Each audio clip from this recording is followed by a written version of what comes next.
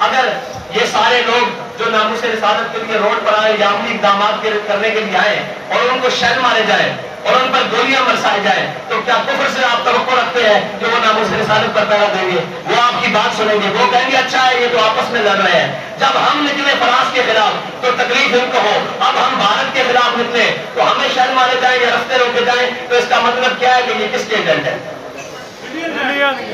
کون ہے یہ لوگ جو اس ملک میں، جس ملک کو ہم نے لا الہ الا اللہ محمد رسول اللہ کی بنیاد پر حاصل کیا، اس ملک پہ بسنے والوں کو نہیں نکلنے دیتے؟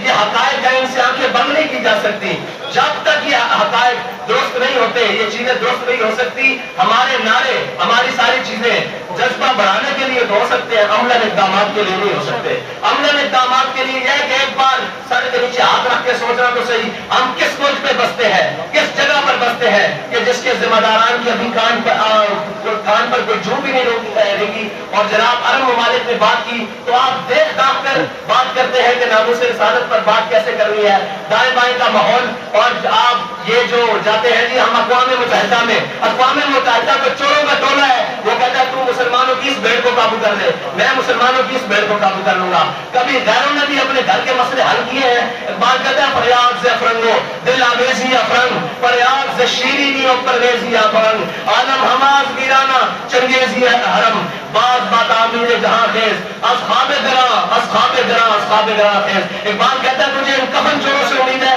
کہ وہ تیرے گھر کا آگے فیصلہ کریں گے، وہ تجھے حق دلوائیں گے۔ اقبال کہتا ہے اٹھو کھڑا ہو مسلح، اپنے حرم کی تعمیر خود کر، اپنے حرم کی حفاظت خود کر، اپنے گھر کی حفاظت خود کر، اپنے نبی کی عزت کی ناموس کی حفاظت خود کر۔ لیکن مسلمان وہ ہے جو کبھی چائنا کے پیچھے بھاگتا ہے، کبھی جناب معیشت کے نام پہ امریکہ کے نیچے لیٹتا ہے، کبھی روس کی بغلوں میں جا گھستا ہے۔ اور میری بات سنو، جس چیز کو تم انکار کر کے معیشت کے پیچھے بھاگ رہے ہو، میرے آقا و مولا صلی اللہ علیہ وسلم کی ظاہری حیات سے لے کر مسلمانوں کی تاریخ میں یہ سارے ارباب علم و دانش ہے۔ مجھے کوئی ایک شخص آگے بتا دے کہ اسلام کی معیشت جہاد کے علاوہ کوئی ہے؟ اس کو جو تم کمر کر کے بیٹھ گئے ہو، اس کے تو تمہاری ٹانگیں کانپتی ہیں۔ اقبال کہتا ہے کافر کی موت سے بھی لرزتا ہو جس کا دل، کہتا ہے کون اسے مسلمان کی موت مر۔ اگر جس کو یہ ڈر لگ رہا ہو کہ وہ ہمیں کیا کہیں گے، بھائی تمہیں پالا کس لیے گیا تھا، تمہیں رکھا کس دن کے لیے گیا تھا؟ اس دن کے لیے تو کیا تھا؟